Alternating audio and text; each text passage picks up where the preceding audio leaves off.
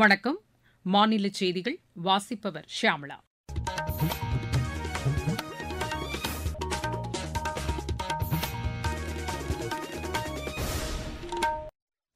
தலைப்புச் செய்திகள். மீனவர்கள் நலன் குறித்து இலங்கை பிரதமர் டாக்டர் ஹரிணி அமரசூரியாவுடன் விரிவாக விவாதித்ததாக பிரதமர் திரு நரேந்திர மோடி கூறியுள்ளார். மாற்று எரிசக்தி பயன்பாட்டிற்கு ஊக்கமளிக்கப்படுவதாக மத்திய அரசு தெரிவித்துள்ளது. தமிழக சட்டப்பேரவை மறுதேதி குறிப்பிடாமல் இன்று ஒத்திவைக்கப்பட்டது. ராமநாதபுரம், தூத்துக்குடி உள்ளிட்ட 6 மாவட்டங்களின் ஒரு சில பகுதிகளில் அடுத்த 24 மணி நேரத்தில் கன முதல் மிக கனமழை பெய்யக்கூடும் என்று வானிலை ஆய்வு மையம் தெரிவித்துள்ளது. ஜோஹர் கோப்பை ஜூனியர் ஹாக்கிப் போட்டியில் இந்தியா இறுதி ஆட்டத்திற்கு முன்னேறியுள்ளது. இனி விரிவான செய்திகள். மீனவர்கள் நலன் குறித்து இலங்கை பிரதமர் டாக்டர் ஹரிணி அமரசூரியாவுடன் விரிவாக விவாதித்ததாக பிரதமர் திரு நரேந்திர மோடி கூறியுள்ளார். இன்று புதுதில்லியில் இலங்கை பிரதமருடன் பேச்சு நடத்திய பின்னர் சமூக வலைதளத்தில் அவர் இக்கருத்தை பதிவு செய்துள்ளார். கல்வி, தொழில்நுட்பம், புத்தொழில் உள்ளிட்ட பல்வேறு துறைகளில் ஒத்துழைப்பை வலுப்படுத்துவது குறித்து இந்த பேச்சுக்களின்போது விரிவாக விவாதிக்கப்பட்டதாகவும் பிரதமர் அதில் குறிப்பிட்டுள்ளார். சரக்கு போக்குவரத்திற்கான செலவினங்கள் குறைந்து வருவதாக மத்திய சாலை போக்குவரத்து மற்றும் நெடுஞ்சாலைத்துறை அமைச்சர் திரு நிதின் கட்கரி கூறியுள்ளார். இன்று புதுதில்லியில் நிகழ்ச்சி ஒன்றில் பேசிய அவர், சரக்கு போக்குவரத்திற்கான செலவினங்கள் நடப்பாண்டு இறுதிக்குள் ஒற்றை இலக்கமாக குறையும் என்று தெரிவித்தார். ஏற்றுமதியை அதிகரிக்க இது உதவிடும் என்றும் அவர் கூறினார். மாற்று எரிசக்தி பயன்பாட்டிற்கு மத்திய அரசு ஊக்கமளித்து வருவதாகவும் திரு நிதின் கட்கரி தெரிவித்தார்.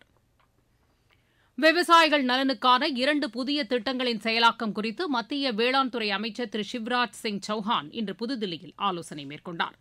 தானிய உற்பத்தி வேளாண் மேம்பாட்டுத் திட்டம், பருப்பு உற்பத்தியில் சுயசார்பு இயக்கம் ஆகியவை குறித்து இக்கூட்டத்தில் விரிவாக விவாதிக்கப்பட்டது. விவசாயிகள் பயன்பெறும் வகையில் இந்த திட்டங்களை குறித்த காலத்திற்குள் நிறைவேற்றுமாறு அமைச்சர் இக்கூட்டத்தில் அறிவுறுத்தினார். இந்த திட்ட செயலாக்கத்தில் தொடர்புடைய 11 துறைகளின் அமைச்சர்கள் இதில் பங்கேற்றனர். தமிழக சட்டப்பேரவை மறுதேதி குறிப்பிடாமல் இன்று ஒத்திவைக்கப்பட்டது. கடந்த செவ்வாய்க்கிழமை தொடங்கிய இந்த கூட்டத்தொடரில் நடப்பு நிதியாண்டின் கூடுதல் செலவினங்களுக்கான துணை மதிப்பீடுகள் நிறைவேற்றப்பட்டன. 16 மசோதாக்களும் இதில் நிறைவேற்றப்பட்டன. மக்களின் பிரச்சினைகளுக்கு அஇஅதிமுக எப்போதும் குரல் கொடுத்து வருவதாக அக்கட்சியின் பொதுச் செயலாளர் திரு எடப்பாடி பழனிசாமி கூறியுள்ளார். அஇஅதிமுகவின் 54வது ஆண்டு தொடக்க விழாவை ஒட்டி சமூக வலைதளத்தில் அவர் விடுத்துள்ள அறிக்கையில், தமிழக சட்டப்பேரவைத் தேர்தலில் அஇஅதிமுக கூட்டணி வெற்றி பெறும் என்று நம்பிக்கை தெரிவித்துள்ளார். கரூர் உயிரிழப்பு சம்பவம் தொடர்பாக விசாரணை மேற்கொண்ட சிறப்பு புலனாய்வு குழுவின் முக்கிய ஆவணங்கள் எரிக்கப்பட்டுள்ளதாக வெளியான செய்தி அதிர்ச்சி அளிப்பதாக உள்ளது என்று பிஜேபி மாநில தலைவர் திரு நயினார் நாகேந்திரன் கூறியுள்ளார். இது தொடர்பாக சமூக வலைதளத்தில் அவர் விடுத்துள்ள அறிக்கையில், விசாரணை முடியும் முன்னரே வழக்கு தொடர்பான ஆவணங்களை எரிப்பதற்கு அனுமதி அளித்தது யார் என்று வினவியுள்ளார். இந்த சம்பவத்தில் திமுக அரசு எதையோ மறைக்க முயற்சிப்பதையே இது எடுத்துக்காட்டுவதாக அவர் அதில் குறிப்பிட்டுள்ளார். இதற்கு திமுக அரசு உரிய விளக்கம் அளிக்க வேண்டும் என்றும் திரு நயினார் நாகேந்திரன் வலியுறுத்தியுள்ளார். நீங்கள் கேட்டுக் கொண்டிருப்பது மாநில செய்தி அறிக்கை. நாட்டு மக்களுக்கான வரலாற்று சிறப்புமிக்க மோடி அரசின் தீபாவளி பரிசு சரக்கு மற்றும் சேவை வரி குறைப்பு. மருத்துவம் மற்றும் ஆயுள் காப்பீட்டிற்கான வரி முழுமையாக ரத்து. 36 உயிர்காக்கும் மருந்துகள் மீதான வரியும் ரத்து. அடுத்த தலைமுறைக்கான இந்த சீர்திருத்த நடவடிக்கைகளில் மாணவர்கள் பயன்படுத்தும் ஸ்டேஷனரி பொருட்களுக்கான வரி ரத்து. வீட்டு உபயோக மின்னணு பொருட்கள் மீதான வரி குறைப்பு. பால் பொருட்கள் மற்றும் பாத்திரங்கள் மீதான வரி 12%இலிருந்து 5%ஆக குறைப்பு. வேளாண் இயந்திரங்களுக்கான வரியும் 5% குறைப்பு. வளர்ச்சியடைந்த இந்தியாவிற்கான பயணத்தில் மோடி அரசு தொடரும் சீர்திருத்த நடவடிக்கைகள். ராமநாதபுரம், தூத்துக்குடி உள்ளிட்ட 6 மாவட்டங்களின் ஒரு சில பகுதிகளில் அடுத்த 24 மணி நேரத்தில் கன முதல் மிக கனமழை பெய்யக்கூடும் என்று சென்னை வானிலை ஆய்வு மைய இயக்குநர் திரு செந்தாமரை கண்ணன் தெரிவித்துள்ளார். எமது செய்தியாளரிடம் பேசுகையில் அவர் இவ்வாறு கூறினார். கனமழையை பொறுத்தவரை அடுத்த 24 மணி நேரத்தில் ராமநாதபுரம், தூத்துக்குடி, திருநெல்வேலி, கன்னியாகுமரி, விருதுநகர் மற்றும் தென்காசி ஆகிய மாவட்டங்களில் ஓரிரு இடங்களில் கன முதல் மிக கனமழைக்கும், டெல்டா மாவட்டங்கள் மதுரை, சிவகங்கை, புதுக்கோட்டை உள்ளிட்ட மாவட்டங்களிலும், நீலகிரி முதல் தென்காசி வரையிலான மேற்கு தொடர்ச்சி மலை மாவட்டங்களிலும், காரைக்கால் பகுதிகளிலும் ஓரிரு இடங்களில் கனமழைக்கு வாய்ப்புள்ளது. நாளை 18ஆம் தேதி அன்று நீலகிரி முதல் தேனி வரையிலான மேற்கு தொடர்ச்சி மலை மாவட்டங்கள் மற்றும் ஈரோடு, சேலம், கரூர், நாமக்கல் உள்ளிட்ட வட உள் மாவட்டங்களில் ஓரிரு இடங்களிலும் கனமழைக்கு வாய்ப்புள்ளது. சென்னை மற்றும் புறநகர் பகுதிகளில் அடுத்த 24 மணி நேரத்திற்கு வானம் ஓரளவு மேகமூட்டத்துடன் காணப்படும். நகரின் ஒரு சில பகுதிகளில் இடைமின்னலுடன் கூடிய மிதமான மழைக்கு வாய்ப்புள்ளது. அரபிக்கடல் பகுதியில் நாளை குறைந்த காற்றழுத்த தாழ்வு பகுதி உருவாகக்கூடும் என்றும் திரு செந்தாமரை கண்ணன் கூறினார். தென்கிழக்கு அரபிக்கடல் மற்றும் அதனை ஒட்டிய லட்சத்தீவு கடல் பகுதிகளில் ஒரு வளிமண்டல மேலடுக்கு சுழற்சி நிலவுகிறது.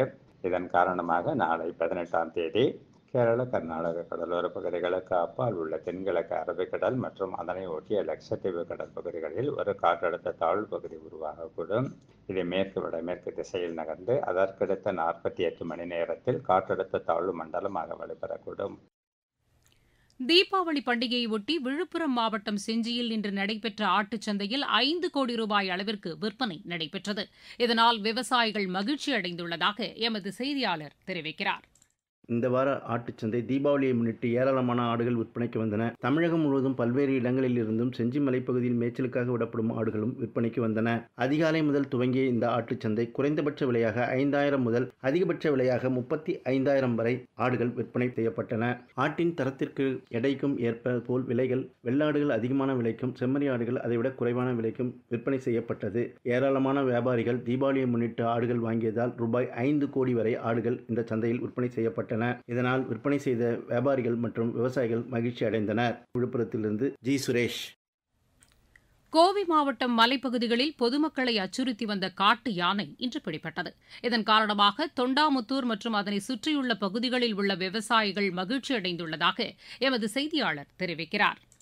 கோயம்புத்தூர் மாவட்டம் மேற்கு தொடர்ச்சி மலையை ஒட்டி மலையடிவார கிராமங்களில் யானை மற்றும் சிறுத்தை உள்ளிட்ட வனவிலங்குகள் நடமாட்டம் அதிக அளவில் இருக்கிறது. முக்கியமாக நரசிபுரம், கெம்பனூர், தொண்டாமுத்தூர், மருதமலை மற்றும் தடாகம் சுற்றுவட்டாரத்தில் ஒரு ரோலக்ஸ் ஆண் காட்டு யானை ஊருக்குள் அடிக்கடி வந்து கொண்டிருந்தது. விளைநிலங்கள் மற்றும் வீடுகளை சேதப்படுத்துவதுடன் அவ்வப்போது மனிதர்களையும் தாக்கிக் கொள்வதாக புகார் எழுந்தது. இதையடுத்து கபில்தேவ், சின்னத்தம்பி, வசீம் மற்றும் பொம்மன் ஆகிய 4 கும்கி யானைகள் உதவியுடன் தொண்டாமுத்தூர் இச்சிக்குழி அருகே முதன்மை தலைமை வன பாதுகாவலர் வெங்கடேசன் மேற்பார்வையில் கால்நடை மருத்துவர்கள் கலைவாணன் தலைமையில் மருத்துவர்கள் ராஜேஷ் மற்றும் வெண்ணிலா குழுவினர் ரோலக்ஸ் காட்டு யானைக்கு மயக்க ஊசி செலுத்தினர். நீண்ட நாள் விவசாயிகளை அச்சுறுத்தி வந்த ரோலக்ஸ் காட்டு யானை பிடிபட்டதை அடுத்து தொண்டாமுத்தூர் மற்றும் அதன் சுற்றுவட்டார பகுதிகளைச் சேர்ந்த விவசாயிகள் நிம்மதி அடைந்துள்ளனர். கோயம்புத்தூரிலிருந்து ஹரிஹரன்.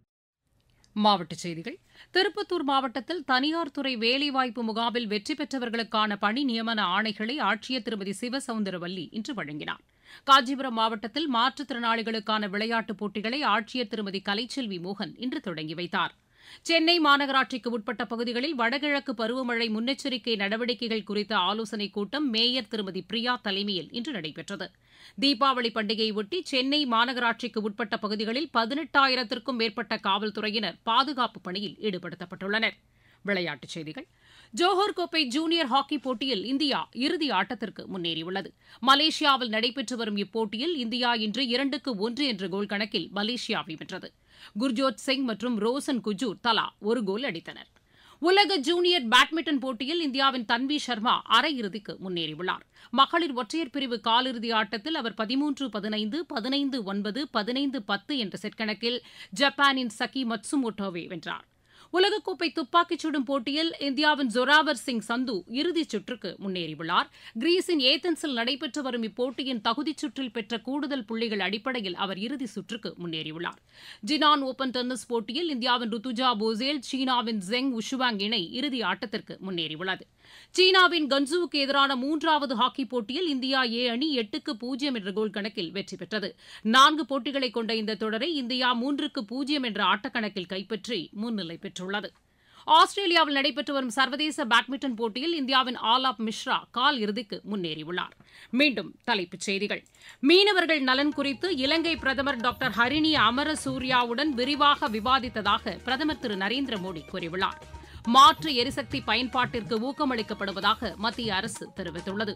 தமிழக சட்டப்பேரவை மறுதேதி குறிப்பிடாமல் இன்று ஒத்திவைக்கப்பட்டது. ராமநாதபுரம், தூத்துக்குடி உள்ளிட்ட 6 மாவட்டங்களின் ஒரு சில பகுதிகளில் அடுத்த 24 மணி நேரத்தில் கன முதல் மிக கனமழை பெய்யக்கூடும் என்று வானிலை ஆய்வு மையம் தெரிவித்துள்ளது. ஜோஹர் கோப்பை ஜூனியர் ஹாக்கி போட்டியில் இந்தியா இறுதி ஆட்டத்திற்கு முன்னேறியுள்ளது. செய்தி அறிக்கை நிறைவு பெற்றது.